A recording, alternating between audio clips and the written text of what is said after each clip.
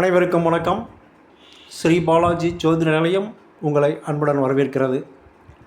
இன்றைக்கி பார்க்க போகிற ஒரு காணொளி, ஒரு முழு ஜாதகம் நான் சொன்ன பலன்கள் அப்படியே கொடுக்குறேங்க. இது ஒரு ஆண் ஜாதகம். பிறந்த தேதி 28/4/1982. பிறந்த நேரம் 7 மணி 1 நிமிஷம். பிறந்த இடம் சேலம். அன்னைக்கு நட்சத்திரம் திருவாதிரை 2ஆம் பாதம். அதனால் அவருடைய ராசி மிதுன ராசி, லக்னம் மேச லக்னம். ராசி கட்டத்தை பாருங்கள். லக்னத்தில் சூரியன் உச்சம், 2ஆம் இடத்துல 3க்கும் 6க்குமான புதன், 3ஆம் இடத்துல 4ஆம் அதிபதியோட ராகு பகவான், அதாவது 4ஆம் அதிபதி சந்திரனோடு ராகு பகவான், 4ஆம் இடத்துல மாந்தி, 6ல் செவ்வாயும் சனியும் ரெண்டுமே வக்கரம், 7ல் குரு வக்கரம், 9ல் கேது, 11ல் பாதகஸ்தானத்தில் சுக்கிரன். பக்கத்தில் அம்சக்கட்டம் கொடுத்துருக்கேன். அது பக்கத்துலேயும் ஈஸியாக நாம் கண்டுபிடிக்கணும் அப்படிங்கிறதுக்காக நட்சத்திர சாரமே அப்படியே கொடுத்துட்டேங்க. அம்சத்துலேருந்து அப்படியே எடுத்து கொடுத்துருக்கேன், பார்த்துக்கலாங்க. பிறக்கும்போது இருப்பு தசை ராகு தசை 11 வருஷம் 2 மாதம் 16 நாள். அப்போது லக்னத்திலேயே சூரியன், 5ஆம் அதிபதி சூரியன் லக்னத்தில் நிற்கிறது சிறப்பு. சூரியன் உச்சம். அது மட்டும் இல்லை, லக்னம் நிற்கிற சாரம் பாருங்கள், சூரியனுடைய சாரம். அதனால் 50% மேலே அருமையான பயன். இவருடைய வாழ்க்கை நல்லாவே இருக்கும் அப்படின்னு சொல்லலாம். அடுத்தது லக்னாதிபதி செவ்வாய் 6ஆம் இடத்திற்கு போயிருக்கார். அது சரியில்லை. லக்னாதிபதி 6ஆம் இடத்துக்கு போனால், 6ஆம் அதிபதி லக்னத்துக்கு வந்தாவோ உடலில் ஏதாவது துயரங்கள், துன்பங்கள், காயம், நோய் இது ஏற்பட்டே தான் ஆகும், வேறு வழி இல்லை. சரி, லக்னாதிபதி நிற்கிற சாரம் பார்க்கலாங்களே. செவ்வாய் என்ன சாரத்தில் நிற்கிது பாருங்கள், சூரியனுடைய சாரத்தில் நிற்கிது. சூரியனுடைய சாரத்தில் நிற்கிறது நல்லது தான், பரவாயில்ல. ஆனால் அந்த செவ்வாய்க்கும் சூரியனுக்கும் 6-8, அதனால் சரியில்லை. அதனால் லக்னம் டோட்டலாக கெட்டு போச்சா அப்படின்னா இல்லை. லக்னம் சூரியன் சாரம், லக்னாதிபதியும் செவ்வாய் சூரியன் சாரம் அப்படிங்கிறதுனால ஒரு 60% மேலே நல்லா தான் இருக்குது. லக்னாதிபதி நிற்கிற இடம் சரியில்லை, அவருக்கு சாரம் கொடுத்தவர் நல்லது, ஆனால் இருக்கிற இடம் சரியில்லை, 6-8ங்கிற அமைப்பு போகிறது. அடுத்தது 2ஆம் இடம் பாருங்கள். 6ஆம் அதிபதி 2ஆம் இடத்துல வாக்குஸ்தானத்தில் இருக்குது அப்படிங்கிறதுனால அப்போது 6க்கும் 2க்குமான தொடர்பு. 2ங்கிறது வாய். அப்போ பல்லுக்கோ கண்ணுக்கோ ஏதாவது வைத்தியம் ஒரு சின்ன வயசுலேயே பார்த்துருக்கணும். அந்த புதன் நிற்கிற சாரமும் சூரியனுடைய சாரம். சூரியன் லக்கணத்தில் தான் இருக்குது, அதனால் பரவாயில்ல, ஒரு பெரிய பாதிப்பு ஒன்று இருக்குது அப்படின்னு எடுத்துக்கலாம். 3ஆம் இடத்துல சந்திரன் 4ஆம் அதிபதி தனக்கு விரயத்தில் இருக்கிறாரு, ராகுவோடு சேர்ந்துருக்கிறார். அதனால் சந்திரன் நிற்கிற சாரம் ராகு, ராகு நிற்கிற சாரம் குரு. சாரம் வேறு தான் இருக்குது, டிகிரியில் கொஞ்சம் வித்தியாசமாக தான் இருக்குது, தூரமாக தான் இருக்குது. அதனால் ஒரு பெரிய பாதிப்பு இல்லை. அப்படின்னாலும் அந்த மனோகாரகன் அப்படிங்கிற முறையில் ராகு சில கெடுதல்கள் செய்யத்தான் செய்வார். 3ஆம் இடத்துக்கு. 4ஆம் இடத்துல மாந்தி, இவருடைய சுகஸ்தானம், அம்மாவை குறிக்கக்கூடிய இடம். அதனால் 4ஆம் இடத்துல மாந்தி இருக்கிறது அப்படிங்கிறது அம்மாவுக்கு உடல் நலத்தில் தீங்கு.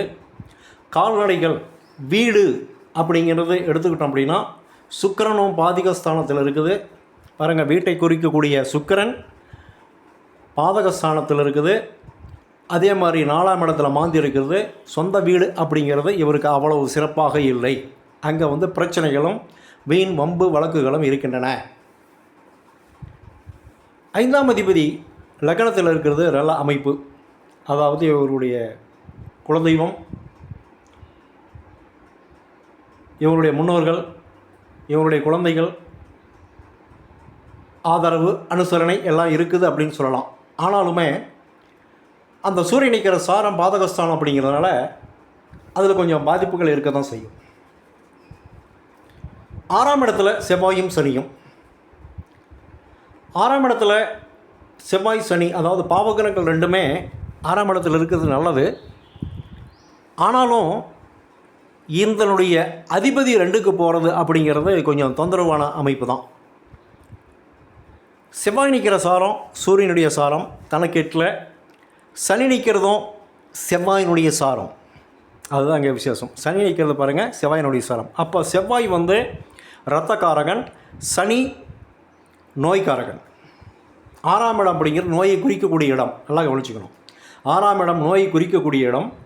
செவ்வாய் இரத்தக்காரகன், செவ்வாய் நிற்கிறது சூரியனுடைய சாரம், சனி நிற்கிறது செவ்வாயினுடைய சாரமே.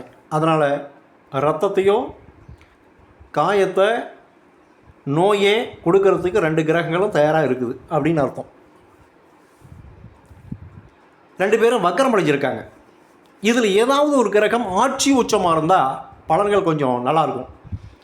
அது இல்லை அப்படிங்கிறதுனால கொஞ்சம் கெடுபலன்கள் அதிகம் எல்லாம் இருக்க செய்யும்.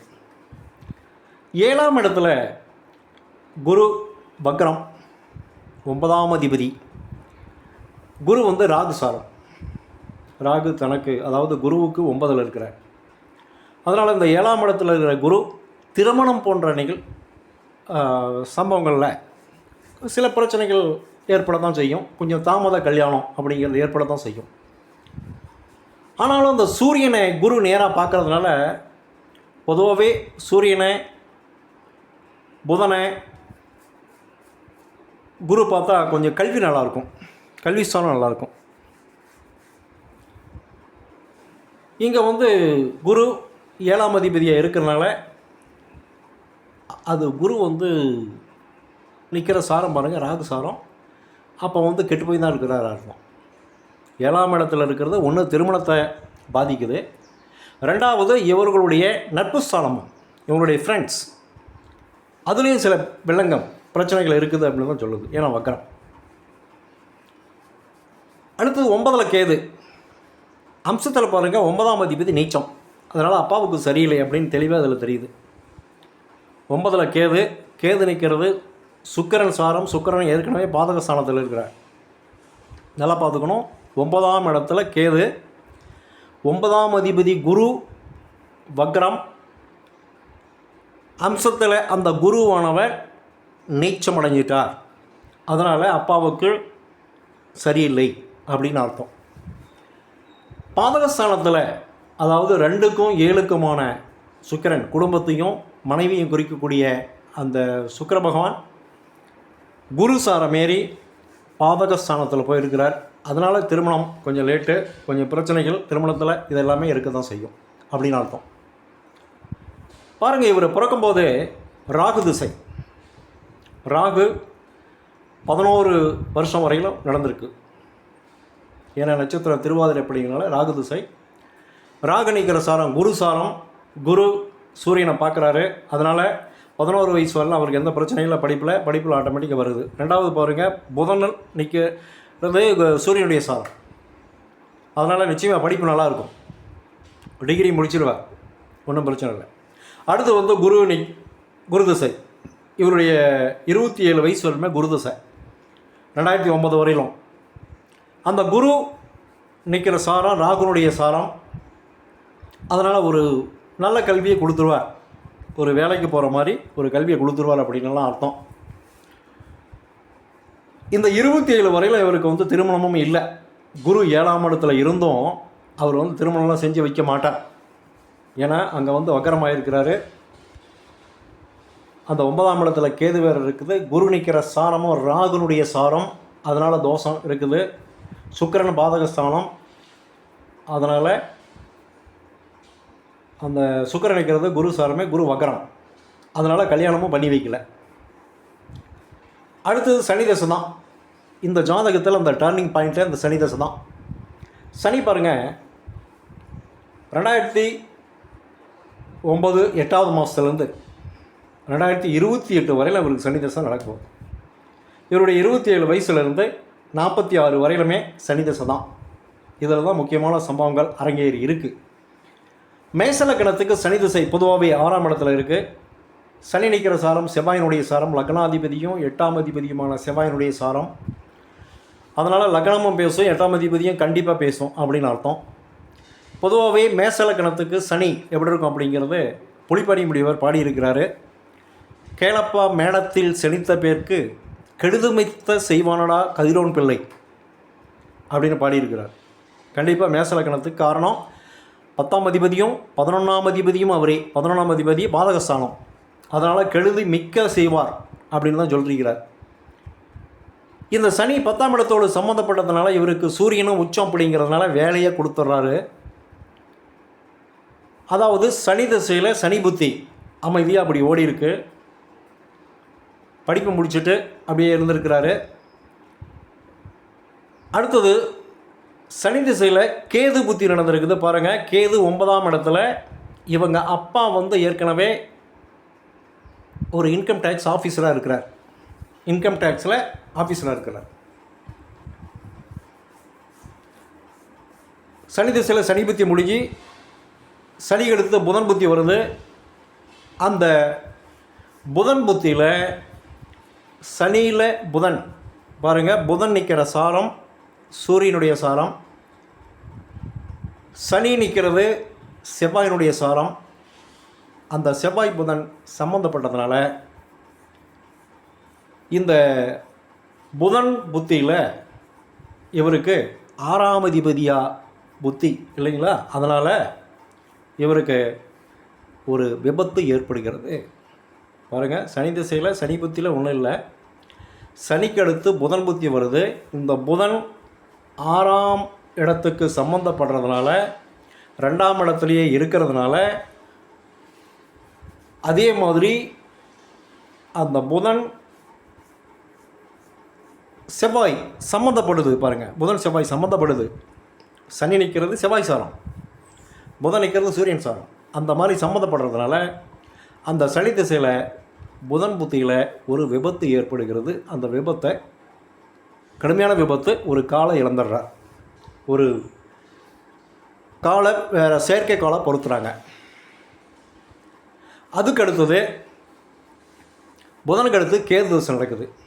அந்த கேது திசையில் அப்பாவை இழந்துடுறார். பாருங்கள், கேது 9ஆம் இடம் அம்சத்தில் அந்த 9ஆம் அதிபதி ஆகிய குரு நீச்சம். அதனால் சனி திசையில் கேது புத்தியில் காரணம் செவ்வாயோடு சேர்ந்த சனி, சனியோடு சேர்ந்த செவ்வாய். அந்த செவ்வாய் கேதை பார்க்குறாரு. ராசியில் பாருங்கள், செவ்வாய் கேதை பார்க்குறாரு. அம்சத்தில் அந்த 9ஆம் அதிபதி ஆகிய தந்தையை குறிக்கக்கூடிய கிரகம் குரு, குரு நீச்சம். அதனால் அப்பா தவறிடுறார். இப்போ சனி தசை புதன் புத்தியில் அவருக்கு விபத்து, கேதுல அப்பா தவறிடுறாரு. அடுத்தது சுக்கிர புத்தி வருது. சுக்கிரன் 2க்கும் 7க்குமான என்ன இருந்தாலும் அவர் தனத்தை கொடுக்கக்கூடியவர், சுபிட்சத்தை கொடுக்கக்கூடியவர் அல்லவா. அது பாரதஸ்தானத்தில் இருந்தாலுமே அவங்க அப்பாவுடைய வாரிசு வேலை கிடைக்குதுங்க. அடுத்த புத்தியிலேயே கிடைக்குது. சுக்கிர புத்தியிலேயே கிடைக்குது. சுக்கிர புத்தி கடைசியில் ஆர்டர் சூரிய புத்தியில் ஜாயின் பண்ணுறாங்க.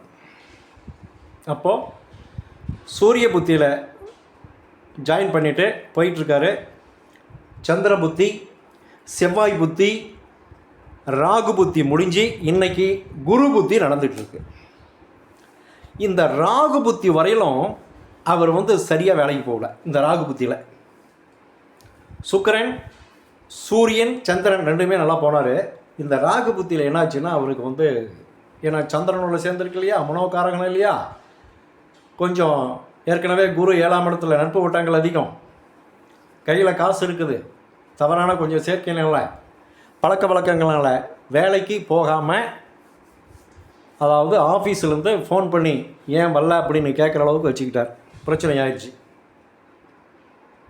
இப்படி அந்த வேலையிலையும் பிரச்சனையும் உண்டு பண்ணக்கூடிய அந்த புத்தியானது அந்த ராகு புத்தி. அடுத்தது இப்போது குரு புத்தி நடந்துகிட்டு இருக்குது. இந்த குரு புத்தியில் என்ன தான் இருந்தாலும் குரு 9ஆம் அதிபதி, விரையாதிபதியும் கூட அந்த குரு நிற்கிற சாரம் ராகுனுடைய சாரம். இந்த குரு புத்தி கடைசிக்குள்ளே அவர் திரும்பி போவார், வேலைக்கு போவார் அப்படின்னு சொல்லி அனுப்பிச்சிருக்கேன். பார்க்கலாங்க. கடவுள் அவருக்கு துணை இருக்கணும்.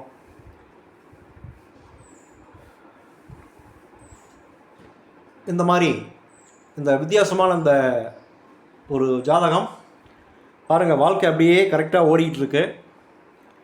ராகு திசையிலையும் பிரச்சனை இல்லை, குரு திசையிலையும் பிரச்சனை இல்லை. 27 வரையிலும் சனி திசையில் இது எல்லாமே நடந்திருக்கு. கூட கல்யாணமும் நடந்திருக்குது. அந்த கல்யாணத்தில் பிரச்சனைகளுமே ஆயிருக்குது. அப்போது சனி திசையில் சனி புத்தி இன்னும் அமைதியாக ஓடிருக்கு. புதன் புத்தி இவருக்கு விபத்து ஏற்பட்டிருக்குது, 6ஆம் அதிபதி அப்படிங்கிறதுனால. கேது புத்தியில் அப்பா தவறு இருக்கிறார். சுக்கிர புத்தியில் வேலைக்கு, அதாவது எங்கள் அப்பாவுடைய வேலை, வாரிசு வேலை சுக்கிரன். அடுத்தது சூரியன் சந்திரன்லாம் போயிட்டுருக்கு, அப்படியே வேலைக்கு போயிட்டுருக்காரு. செவ்வாய் வரையிலுமே ஓடிட்டுருக்காரு. ராகுல அவர் வேலையில் கொஞ்சம் பிரச்சனை ஆச்சு. குருவில் இப்போ சரியாயிரும் அப்படின்னு சொல்லிட்டு வந்தேன். அதுக்கு தாங்க வந்திருக்கிறோம் அப்படிங்கிற மாதிரி சொன்னாங்க. சரி, ஒன்றும் கவலைப்படாதீங்க, இந்த குரு புத்தி முடிகிறதுக்குள்ளே அவர் ஜாயின் பண்ணிவிடுவார் அப்படிங்கிற மாதிரி சொல்லி அனுப்பிச்சிருக்கிறேன். நாமளும் அவருடைய குடும்பம் நல்லா இருக்கணும், அவர் வேலைக்கு போகணும் அப்படின்னு சொல்லி பிரார்த்திக்கிறோம். நன்றி, வணக்கம்.